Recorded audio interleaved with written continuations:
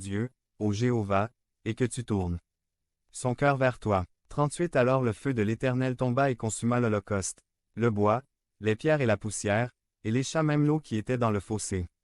39 Quand tout le peuple vit cela, ils tombèrent et dirent, L'Éternel est Dieu, Jéhovah est le Dieu, et le feu de Dieu. 2 Tim 1. 6 C'est pourquoi je vous conseille d'attiser le feu du don de Dieu qui est en vous par l'imposition de mes mains. L'apôtre a recommandé à Timothée d'attiser sa passion pour l'œuvre de L'.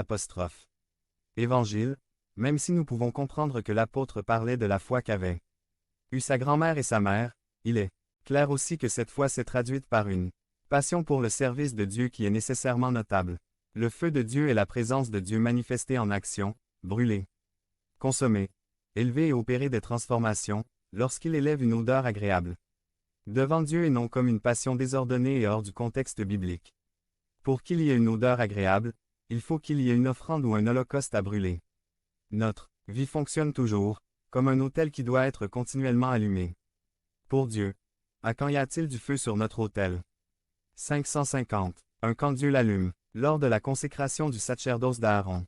À la fin des rituels et cérémonies spécifiés par Dieu, il allume lui-même le feu de l'autel en consommant les offrandes dues. Accent aigu V. 9. 24 Et un feu sortit de devant l'Éternel, et consuma l'holocauste avec la graisse sur l'autel. Et quand tout le peuple le vit, ils louèrent et tombèrent la face contre terre. Le tabernacle tel qu'il est représente le Christ, mais chacun de nous est un temple du Saint-Esprit. 1 Co. 3. 16 Donc Dieu habite dans nous. Et cela se manifeste comme il l'a fait dans le tabernacle. Donc en nous il doit aussi y avoir un autel, une victime pour le sacrifice, ou les offrandes parfumées comme Dieu l'exige de nous, mais c'est lui qui allume le feu et consomme nos offrandes, s'il les accepte. 2. Jusqu'à présent, beaucoup n'ont pas compris que pour qu'il y ait du feu de Dieu, il doit y avoir une offrande sur l'autel. 1 Roi 18. 33 Puis il prépara le bois, coupa le bœuf en morceaux et le plaça sur le bois. Ils désirent voir la manifestation de Dieu en leur faveur, mais il n'y a pas d'offrande sur leur autel et dans certains il n'y a même pas d'autel, il n'y a pas de passion pour Dieu et sa parole, il n'y a pas de foi, ni d'obéissance. Mais une fois que Dieu a allumé le feu sur l'autel, le travail du prêtre était de le maintenir allumé. Accent aigu V. 6. 12 Et le feu allumé sur l'autel ne s'éteindra pas, mais le prêtre y mettra du bois chaque matin, et y disposera l'holocauste. Et y brûlera la graisse des sacrifices de paix. Comment le feu de Dieu va-t-il descendre s'il n'y a rien à consumer et à élever? Comme un arôme agréable devant sa présence. Nous voulons voir des miracles, que Dieu bénisse nos finances, que Dieu nous fasse prospérer, que Dieu nous utilise puissamment. Mais si tu n'élèves pas un autel et n'y déposes pas une offrande, il n'y aura pas de manifestation de Dieu dans ta vie. L'offrande qui plaît à Dieu. 1 Sam 15, 22 Et Samuel dit, L'Éternel aime-t-il autant les holocaustes offrandés, victimes, comme dans le cas où les paroles de Jéhovah soient obéies? Assurément, obéir vaut mieux que les sacrifices, et être attentif que la graisse des béliers. Dieu a établi pendant le livre du Lévitique les cérémonies, les rituels et les offrandes qu'il accepterait des enfants d'Israël et c'était une manière par laquelle Dieu les conduisait à l'obéissance et s'ils désobéissaient aux lois et péchaient, ils pouvaient se racheter grâce aux offrandes et sacrifices précisés pour l'affaire en question. Mais aujourd'hui, l'agneau de notre sacrifice a déjà été donné pour nous, il n'y a plus d'offrande, ni d'holocauste à offrir, il ne reste que l'obéissance à sa parole, c'est votre offrande et votre sacrifice. C'est l'autel de notre vie quotidienne où Dieu se manifestera pour montrer sa gloire et sa puissance surnaturelle. 1 Roi 18. Dans le cas d'Élie, l'idolâtrie en Israël provoquée par Jézabel et cachée par Achab, qui régnait à cette époque était si grande que la nation entière souffrait de faim et de besoin, à cause de son péché et Dieu avait décidé qu'il ne pleuvrait pas sur Israël.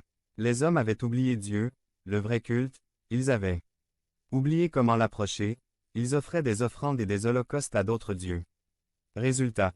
La faim, la misère, la désolation et une nation ruinée, plus regrettable que cette condition physique, est la condition spirituelle de beaucoup de chrétiens, parce qu'ils ont abandonné leur autel et laissé s'éteindre le feu de Dieu.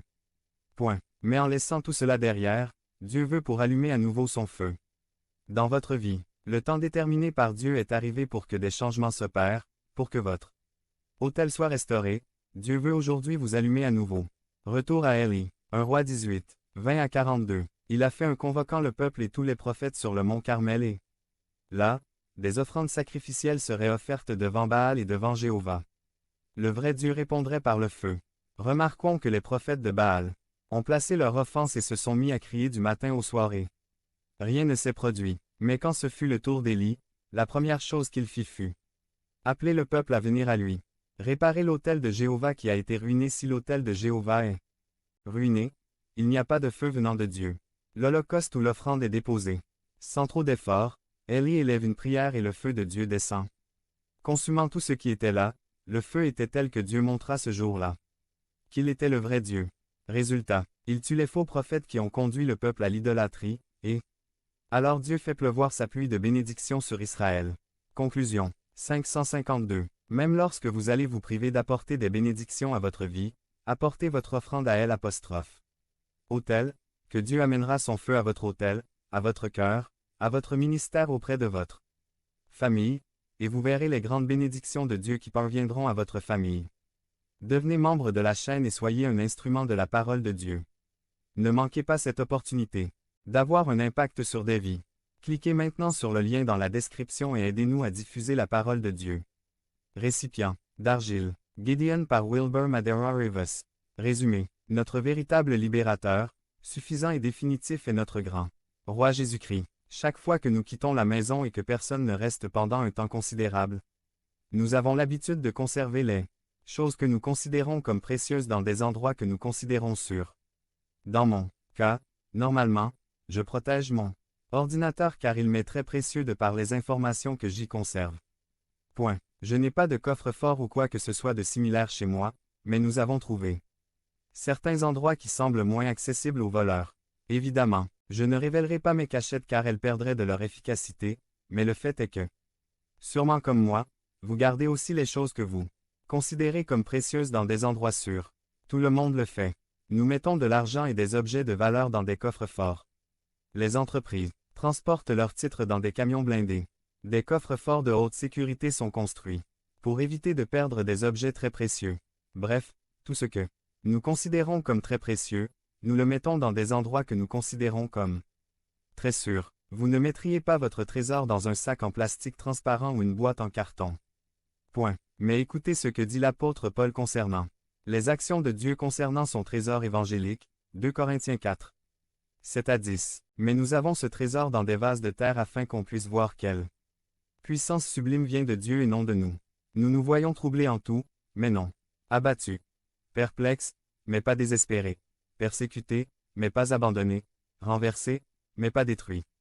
Partout où nous allons, nous portons toujours la mort de Jésus dans notre corps, afin que sa vie se manifeste aussi dans notre corps. Dieu est heureux de manifester sa gloire et sa grâce en utilisant des vases de terre, les plus fragiles et les plus vulnérables que vous puissiez imaginer, pour stocker et préserver le trésor de l'Évangile du royaume de Jésus-Christ. Ce mois-ci, dans notre série de sermons, les vases de terre, nous mettons en évidence cette caractéristique des voies de Dieu. La gloire de Dieu devient encore plus évidente lorsque les instruments qu'il utilise sont fragiles, vulnérables, jetables et remplaçables. De cette façon, il n'y a aucun doute sur qui a fait accomplir les desseins. Et il n'y a pas de gloire pour le vase mais seulement pour le potier. Plus le verre est fragile, plus l'artiste a de gloire. Nous continuons cette journée avec le temple de la renommée des vases en argile avec un personnage 553, peut-être moins connu qu'Abraham ou Moïse, mais il a aussi